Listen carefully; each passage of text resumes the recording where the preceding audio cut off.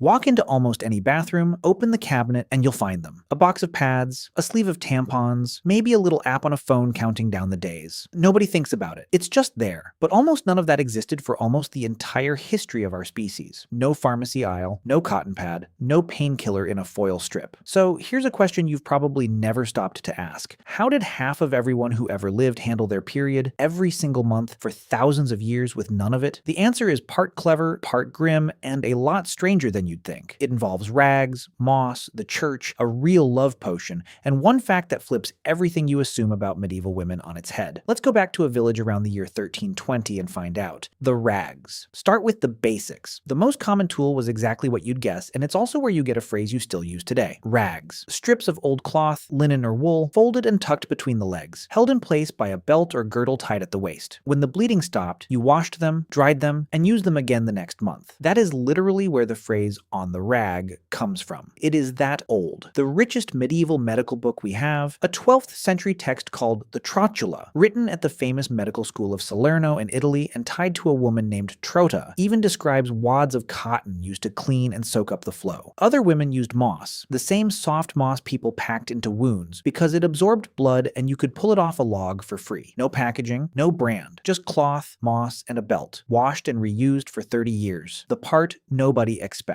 But here's where it gets strange to modernize, because most medieval women were not wearing what you'd assume underneath. They had no underwear. None. Women didn't regularly wear anything like modern underwear until the 1800s, so if there was nothing to hold a rag in place, what did a lot of women actually do, especially poorer peasant women with a lighter flow? They bled into their clothes, straight into the layers of wool. A peasant woman wore several thick skirts, the blood was soaked up by the fabric, washed out later, and that was that. And this wasn't some rare medieval quirk. Records show women were still free bleeding into their clothes right up to the early 1900s. It sounds shocking now. At the time, with no cotton aisle and a full day of work ahead of you, it was just a Tuesday. Now the beliefs, because this is where it goes from grim to genuinely bizarre. Medieval medicine ran on humors, 4 fluids that supposedly had to stay in balance. Men, they thought, purged their bad humors by sweating through hard labor. Women purged theirs by bleeding. So a period wasn't just seen as normal, it was seen as healthy, a monthly cleaning out of the body, too little. And doctors worried you were ill. But sitting on top of that was something far older and far weirder. The Roman writer Pliny the Elder had claimed, centuries earlier, that a menstruating woman held strange powers. Her presence could stop a hailstorm. She could scare the insects off a field of crops just by walking through it. And for hundreds of years, people half believed a version of this. That a woman on her period couldn't bake bread because it wouldn't rise, couldn't make jam because it wouldn't set, couldn't salt meat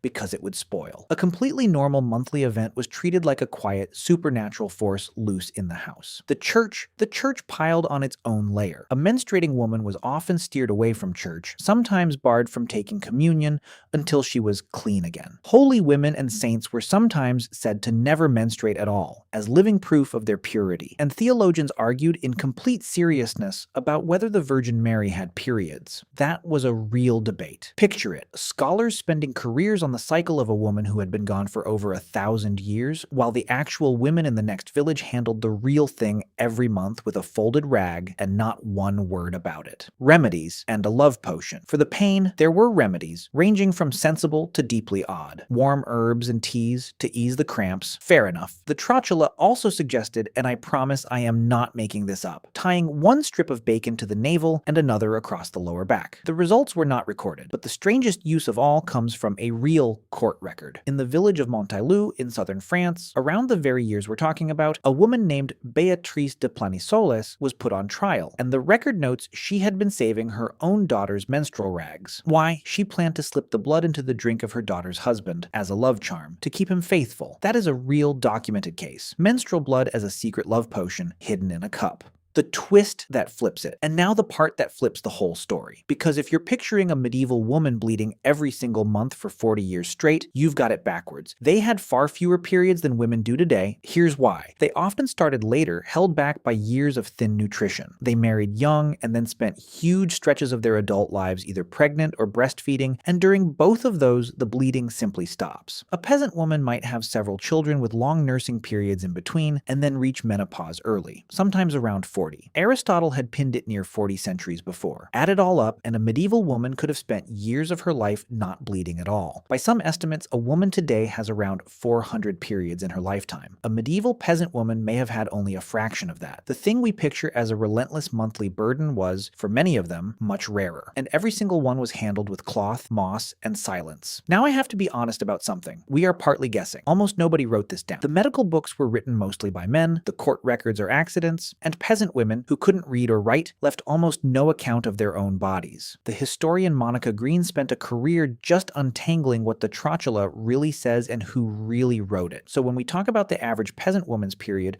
we are reading scattered clues, not a diary. And that silence is the biggest fact in the whole story. So go back to that bathroom cabinet, the box of pads, the little app counting the days. For almost the entire history of our species, half of everyone who ever lived handled this exact monthly reality with none of it, with a strip of washed cloth and a handful of moss, under a belief that their own body could turn milk sour, past a church that wanted them to wait at the door, and almost none of them left a single word behind. So the next time it's just one more item on a shopping list, remember that it used to be one of the quietest, strangest, most unrecorded parts of being alive, carried month after month by billions of women whose names we will never know. The cloth got softer. The silence is the part we're only starting to break.